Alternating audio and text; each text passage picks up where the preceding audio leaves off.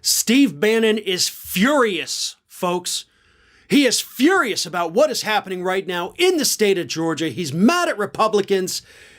And darn it, he's mad because they're not doing what Donald Trump wants them to do.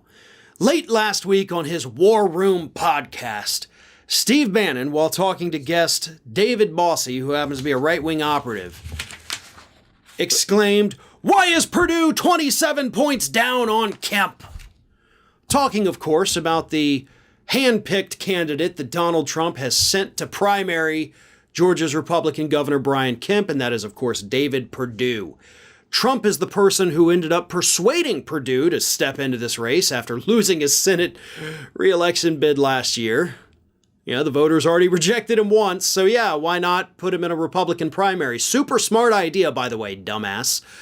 And as Bannon points out, the latest polling shows that Perdue is trailing 27%. 27 points below Kemp. So yeah, not going so well.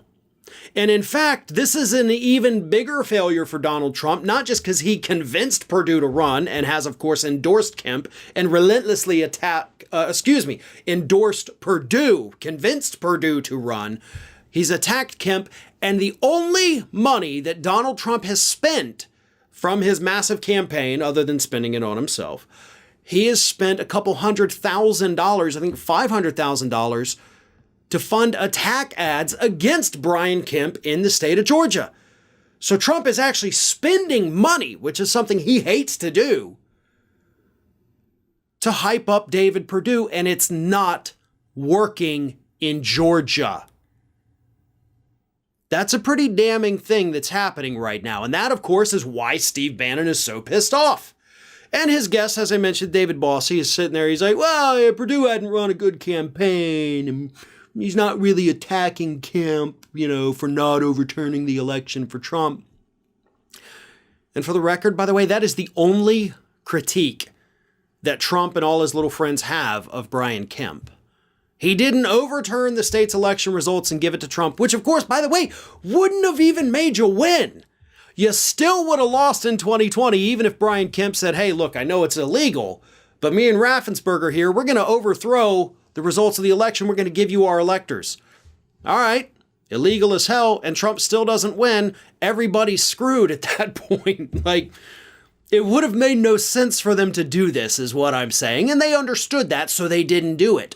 But what they did do in response to that was enact one of the most sweeping voter suppression laws in the country.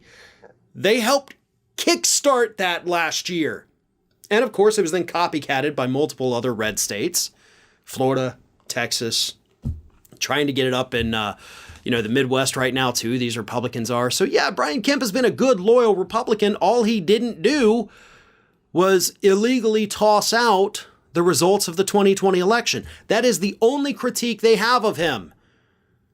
And it's a critique that apparently is not shared with Republican voters in the state of Georgia.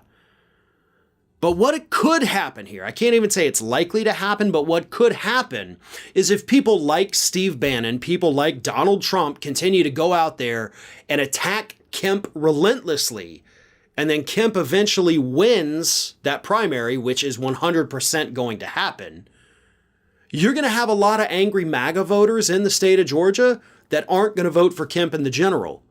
They're either going to stay home, they're going to skip that on the ballot, write in somebody else, whatever it is, and that's going to boost Stacey Abrams.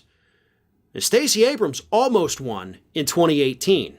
Kemp, who was Secretary of State, I've explained it 1,000 times, ended up purging enough people from the voter rolls that made up the difference, so he ended up winning. Abrams is strong, Abrams is popular. Kemp, if he continues to get attacked by Donald Trump and Steve Bannon and all these other MAGA hat-wearing folks, Kemp's in real trouble. He'll cruise to an easy primary victory, but the damage will have been done, and it could lead to Stacey Abrams being the next governor of the state of Georgia. Hey everyone, this is Aspen, and did you know that for the low cost of $0 per day, you can subscribe to the Fair and Balanced YouTube channel? We also encourage you to like, comment, and share, but again, click that subscribe button and help Aspen not be so grumpy.